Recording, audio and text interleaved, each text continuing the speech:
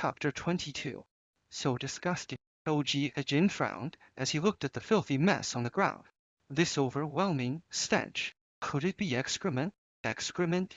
Taizhao suddenly turned his head to look at Zhou Jin. That was an interesting thought.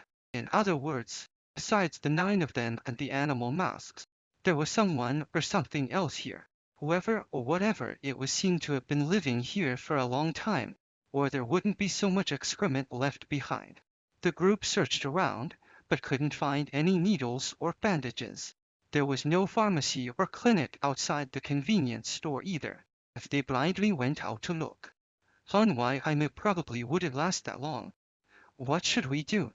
Officer Li put his hands on his hips and helplessly looked toward Drive. Xiao, as if seeking his opinion. Before Drive, Xiao could speak, there was a sudden noise behind the cash register. The door to the employee break room slowly creaked open. The 9 of them were shocked, taking a few steps back as they stared at the slowly opening door. A thin figure slipped out from behind it.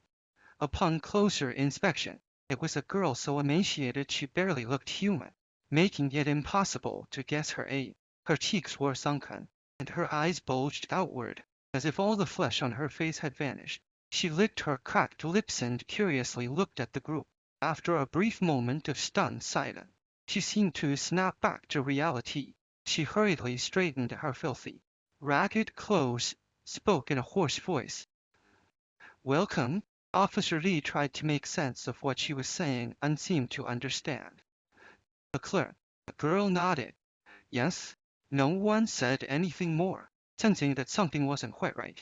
Setting aside the mystery of why another person was here, if she truly was the clerk, why would she still be working in a completely dilapidated convenience store? Seeing the group standing still, a clerk hesitated and then said, "Please, feel free to choose." But how could there be anything to choose here? The shelves were almost bare. What little remained was rotting and covered in filth. The clerk's eyes were dull as she stared unblinkingly at the group, making the girls feel uneasy. "Do you have any needles and thread?" Taizhou asked, keeping his expression calm. "Needles." The clerk's dead eyes flickered slightly, and she mimicked the motion of sewing with her hand. "You mean, like this?" Only then did the group notice her hands were stained with dried, blackened blood, a chilling sight. Taizhou stepped forward and said, "Yes, that kind.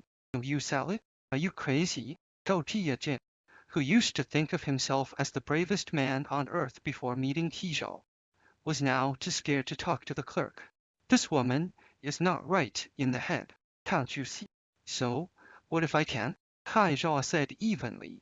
"We're already in the worst possible situation." The girl pondered for a moment before suddenly opening the counter gate and rushing out. The group could now see her full appearance. She wore an oversized, filthy white shirt, hanging on her like clothes on a hanger. The fabric was smeared with an unknown substance, possibly grease, possibly blood. The shirt reached almost to her knees. Then she didn't seem to be wearing any pants. Her legs were covered in dried blood. Taizhou frowned slightly and started to step back, but the girl grabbed his wrist. It felt like his wrist was being squeezed by an old, withered vine, dry and painful. "I do have it." The girl grinned, revealing yellow teeth. "I have needles and thread. Come with me." She pointed insistently toward the employee break room, as if urging Taizhou to follow her inside. The group was thoroughly unnerved by her, judging by her current behavior. Following her inside didn't seem like a wise move. "We don't need it anymore." Zhou Jin stepped forward, trying to pull the woman's hand away. "Let go first." But it was as if the girl didn't hear him. She continued to pull Taizhou along while smiling eerily. "There's needles and thread inside. Come on." Her strength was greater than both Zhou Jin and Taizhou combined. "Hey, help us out here," Zhou Jin shouted to the others. "Officer Li and Drive." Xiao snapped out of their daze and hurried over. The girl quickened her pace. Taizhou felt a tremendous force dragging him forward, unable to resist. In just a few steps, they were already at the door to the break room. Dr. Xiao and Officer Li were pulling Taizhou back, but the girl suddenly let go. with a startled cry. They almost tumbled over. Once they regained their footing, they saw that the clerk wasn't paying them any attention.